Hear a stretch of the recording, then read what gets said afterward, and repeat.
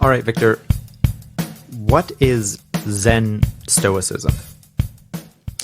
So Zen Stoicism is a hybrid philosophy between the two inspiring philosophies there, which would be Zen Buddhism as well as Stoic philosophy. Now, when it first began, and I did it in podcast form, it was, here's a little bit of Zen, here's a little bit of Stoicism, and just kind of talked about how from each of those schools of thought, how they've influenced my life, how they've helped me with clients. And then over time, Zen Stoic philosophy became its own thing. In other words, it became its own unique philosophy that is inspired from the two, but different from the originating philosophies. And essentially what it is very aligned with a lot of the ways that you think, actually. Like in listening to your podcast prior to coming on here, I know that you're all about focusing on human nature, focusing on the humanness of our experience, which I really love, because Zen Stoic philosophy ultimately helps the practitioner to create unshakable inner peace by becoming present to the direct experience of their own humanity. And it's based on a framework of what are called intentions and delusions, where the whole core of the philosophy exists. Well, I mean, who wouldn't want an unshakable framework to live their life off of? So I can see that would be extremely helpful. And the intentions and delusions are something I actually did want to speak with you about. I was just listening to your podcast, shameless plug, where you spoke about those. So, and I don't know if that's the same, something I heard on your podcast with the intentions and delusions, and also what you called the four paradoxes. Are those the same thing, or could you go into a little bit what those intentions are and what the paradoxes are? Yeah, I can definitely go into, so the intentions and delusions is a framework that it operates on a meta principle with the axiomatic presupposition that the purpose of life is to live it from a meta purpose, as in like everybody's purpose on that level is just to live our lives.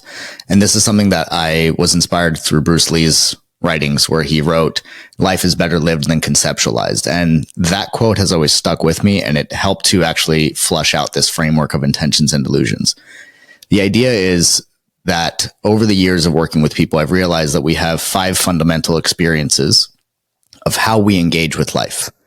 The first one being feeling, then we have thinking, and we have doing, expressing, and being. So what I've noticed is that anything that we experience in our lives will fall into one of those 5 categories. And the intentions are ways of engaging with life that bring you into the direct experience, the direct present experience of life itself. The delusions are a way of disengaging with life. So ultimately, you can think of an intention as a way of being that brings you into the present, whereas delusion brings you into abstraction in life. And so if we think about it from those 5, the first set, they're all different pair bonds. And the first set has to do with feelings. So it's essentially embrace versus resistance. Now, ultimately what this means is embrace is a way of feeling. It's a way that we actually feel our emotions, that we actually feel our sensations, that we are associated in our experience. Whereas resistance is a way of not feeling. Now, the way that the intentions and delusions work is these are not just thoughts that you have, or they're not just feelings. They go deeper than that to the unconscious level in terms of how we actually operate in the world. So if a person is being intentional, it brings them into the present moment. If they're being delusional, it pulls them out into some abstraction of reality where they're typically living in their thoughts or conceptualizations about reality. So, for example, the content of what a person does in their life does not actually have any bearing on whether they're in an intention and delusion. It has everything to do with the context of why they're doing what they're doing. So, for instance, if I always like to use this example, I love David Goggins. I think he's got some great stuff. And at the same time, a lot of what he does, while it looks like discipline from a content perspective, he's like working hard. He's, hardening his mind, all these things. If you listen to why he's doing it, he talks about how he's getting away from his feelings or numbing the pain. So in that case, the workout is actually a way of not feeling emotions, just as an example. So when we disengage, typically what we're doing is we're trying to borrow from one of the other 5 of the fundamental experiences of life. So oftentimes, instead of feeling, a person will ruminate and try to problem solve and think about things ad nauseum. Sometimes instead of feeling, they'll go and do something. Or sometimes instead of actually feeling their feelings, they'll kind of word vomit all over somebody and use expression. And anytime we try to borrow from a different area of that life, we start to create what is called emotional debt, where we're kind of like using credit to not experience that thing in place of something else that we think is more appropriate for that situation. Yeah, I appreciate that example a lot. David Goggins is a funny one, and I agree. Again, we spoke about this a little bit before we were recording, where I come to a lot of the similar conclusions, but my route to get there is a little bit different, because I look at someone like a David Goggins and that whole like rah motivational, like that world of just like 75 hard and just man up and just discipline. And it's just, for me, it's just, if it were that easy, it would already be done.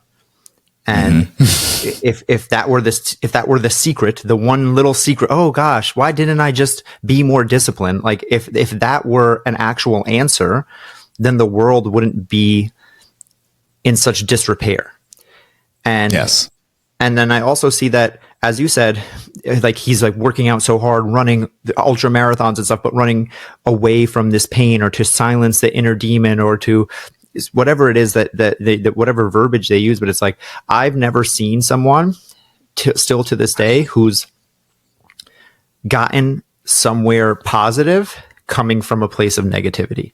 Like I've never seen someone being like, I hate my life and I hate this and I'm running away from it. It's, I use the analogy of like, are you running away from, or are you running towards? Mm-hmm. And, when you're speaking about, the way that these frameworks that you've created or that you've observed and now teach, it's interesting because something that I've taught and believed is that it's never either or. It's always both and. It's the gray area I've talked about. I've said that when I first started this podcast, I almost named it the gray area, because to me, that's where everything is, right? It's always like, we want these extreme answers, except that now as you're talking, these do seem like very binary choices. Like you can't, there is no gray area there. Am I getting that wrong? Is there an in between, or is it I'm either in one or I'm in the other? So with that framework specifically, I mean, we can have certainly a harmony between them. There are going to be times where we engage in delusion. And the reason why they're even called delusions is because short term, a lot of the time they are rewarding. Like you can have a quick win. You can make some quick cash. You can get somebody to have a certain impression of you and like you and give you an opportunity or start a relationship. So short term, they can work. But if we're consistently disengaging with life in these ways, then over time, they start to create gaps in our perception. So for instance, one of the pair bonds is sincerity versus performance. And sincerity is a way of expressing, performance is a way of not expressing. In other words, because when we are performing, we're essentially putting on a mask.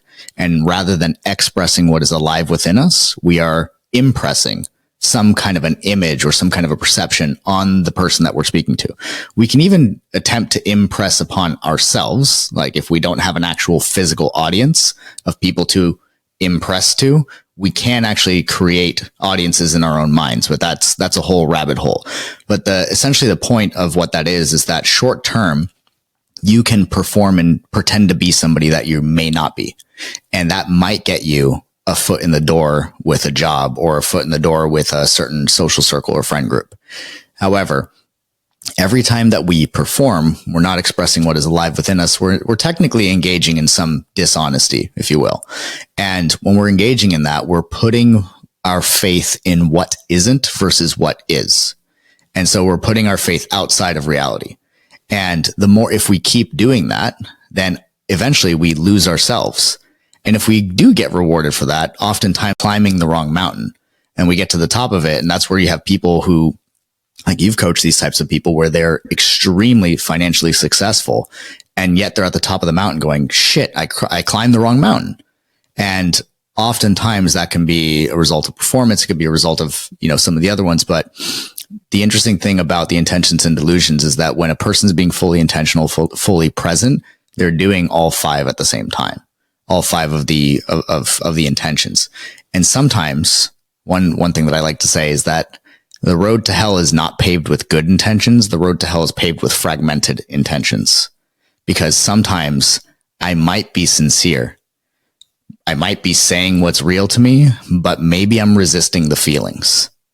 Or maybe I am engaging in the delusion of control, which is essentially, so I'll just talk about the second paradigm. It's understanding versus control. Understanding is a way of thinking. Control is a way of not thinking.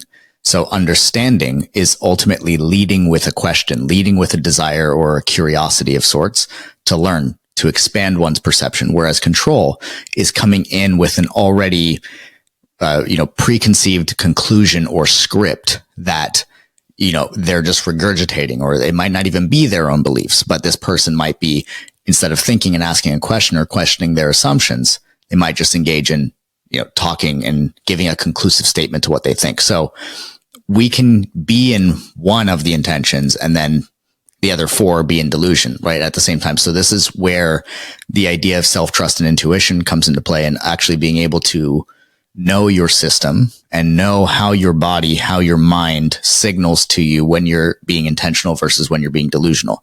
And that's something that I work with my clients all the time, is actually helping them understand, how does their system, and when I say system, I'm referring to mind, body, spirit, how does their system in its entirety signal to them when something is a yes, when something is a no, when they're being intentional versus being delusional. And what's interesting is I'll take my clients through all five of those pair bonds to ask them what each of them feel like.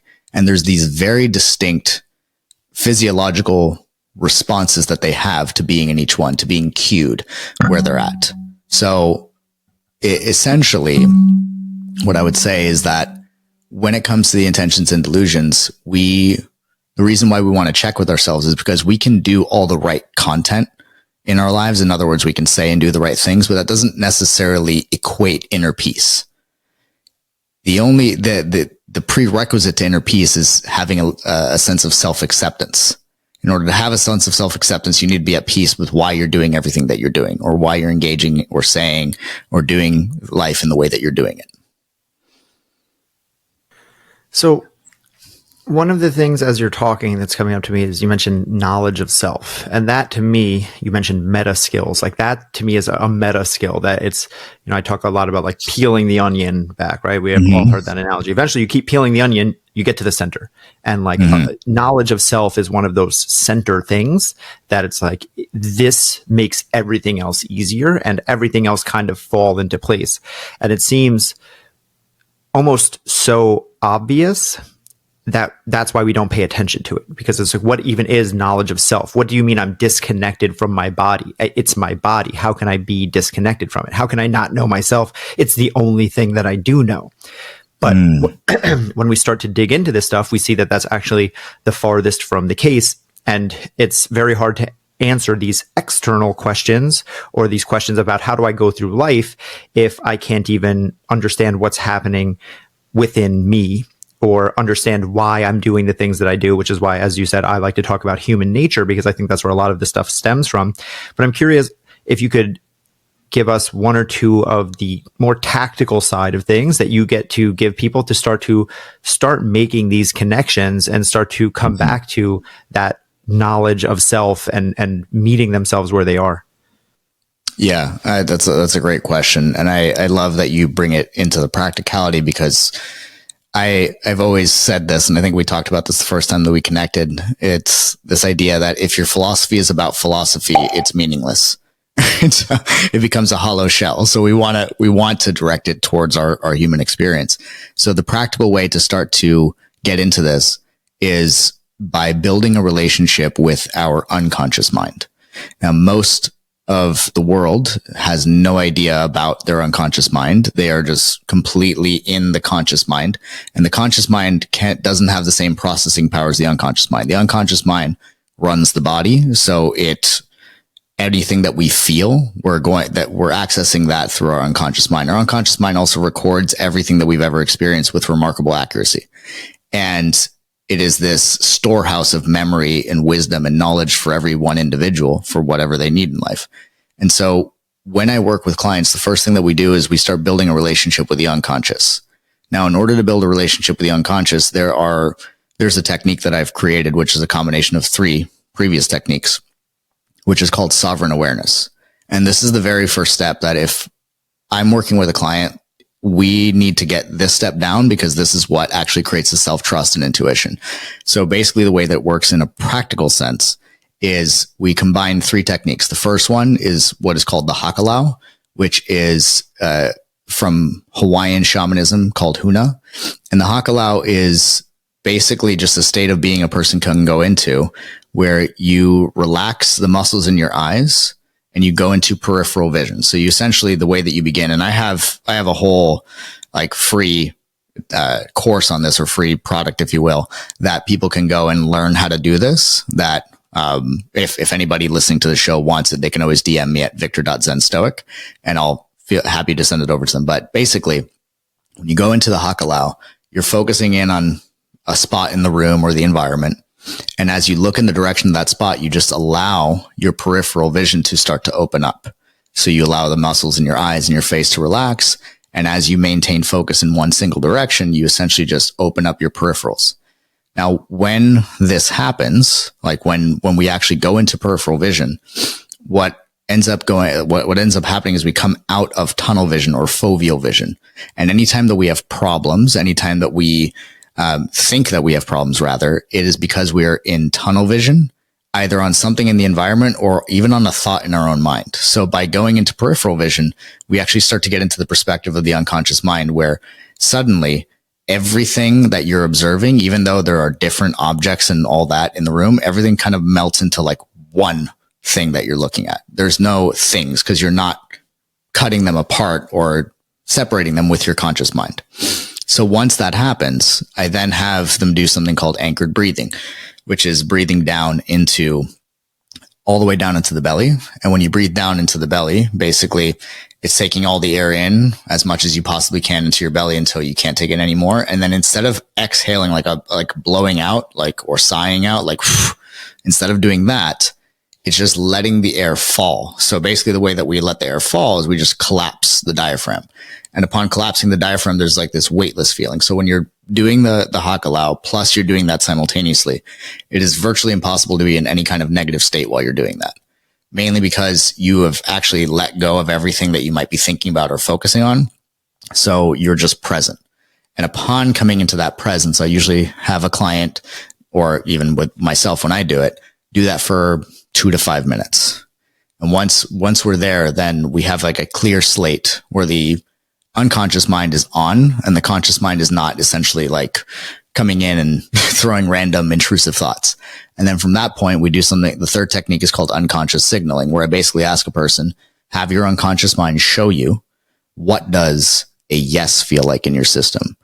What does a no feel like in your system? And then just noticing the contrast between the two. And people from all different walks of life have various different experiences. Like I've heard all kinds of things where like somebody will feel it in their hands and somebody will feel it in their forehead and somebody will feel it in their stomach. And there's all these different feelings that come up. But the key to that is that we want to find our own unique way that our unconscious signals us. So upon doing this, you can also do the same exercise for the intentions and delusions. You can say, unconscious mind, what does it feel like when I'm in the intention of embrace?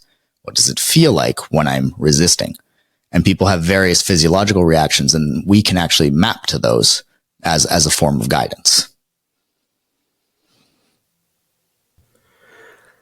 It's extremely powerful tools, and I appreciate you sharing that and breaking it down in such depth. It's interesting, as you were breaking that down piece by piece, as you were talking about the first piece, the vision part, and kind of the release of focus and use of the peripherals, I started thinking about breathing exercises, because the way I've taught breathing in the past is that it's making something that is usually unconscious conscious. Breathing, one of the few bodily functions that happens autonomically, which means automatic.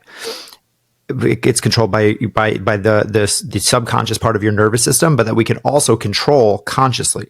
Like I can't, or most people can't, I don't think you can probably speed up your heart rate just by thinking about it, or speed up how fast your blood is pumping, or make your fingers tingle or something like that. But you can't change your breathing. And as you're talking about that vision, it's like normally like our vision, there's like, we control a certain aspect of it. Like what are we staring at, but not the peripherals, not the focused aspect of it, except in certain moments. So as you're saying that, like, that's where I was going. And then your very next piece was to go into the breathing. And it's the same thing. It's taking that, what is normally unconscious, and making it conscious. And the dual benefit there is, one, as you said, it's very hard to focus on other things. The reason our brain makes those things unconscious is because it needs the conscious awareness to pay attention to what it thinks is more important. And that's your phone and traffic and the person who answered an email weird to you or something like that. You can only focus on so many things at once.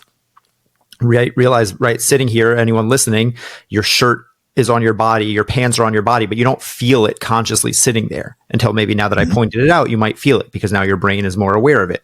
Your feet are on the floor, but you don't feel that. Your tongue is on the roof of your mouth, but you don't feel that. All of these things are happening, but you can only pay attention to so many things at any given moment.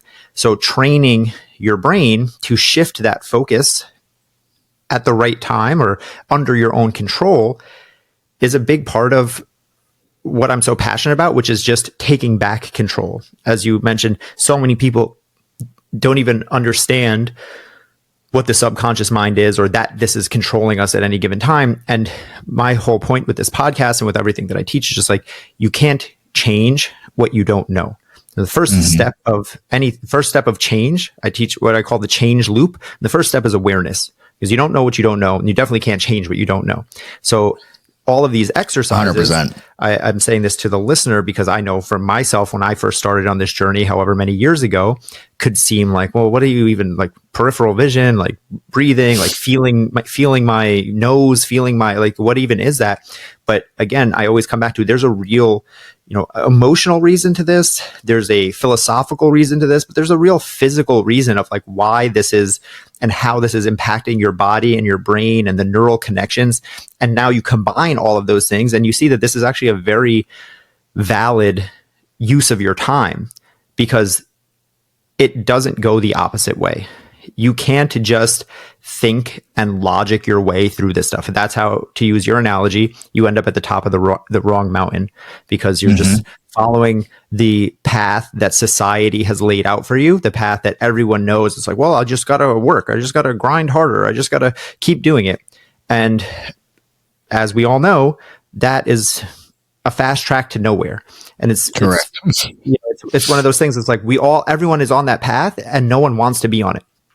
When I quit my job, every single person, not most people, every single person that I told I quit my corporate job, they go, oh my God, congratulations. Like, no one wants to be living this shitty life where you're just slogging through things. And yet when someone like you brings up an alternate perspective, our first thing is to pull back and to kind of balk at it. So I'm just offering this again as another perspective for those listening, because what you've built here and what you're offering up is, I think, a very elegant bridge between the philosophical and the actual, actionable, tangible stuff. And that's what I'm all about here. And another thing that I've heard you speak about on your podcast, which I think is a great bridge in that sense, is what you refer to as the backwards law. So I'm wondering if you could tell listeners what that is and go into that a little bit. Sorry, it cut out there. What was that? Another thing I wanted to ask you about, another kind of bridge that I've seen you use in your podcast that I've heard you speak about, is the backwards law. So I was wondering if you could go into that and explain that to the listeners. Yeah, for sure. So the backwards law is something that was talked about by Alan Watts and then brought up again by Mark Manson, the guy that wrote The Subtle Art. And I'll paraphrase what it is. The backwards law is essentially that the more rich and powerful you want to be, the more insignificant and poor you end up feeling. That the more you pursue a positive experience, the more you actually experience negative feelings. Whereas the reverse is also true. Is like the acceptance or the embrace of a negative feeling is actually in and of itself a positive experience.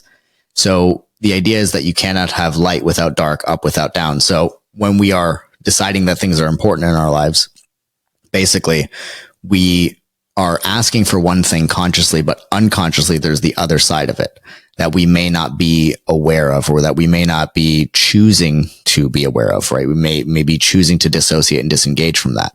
And the model that helps me understand the backwards law, this is something I talk about. I'm talking about in the new season of the Zen Stoic Path, which is coming January 2024.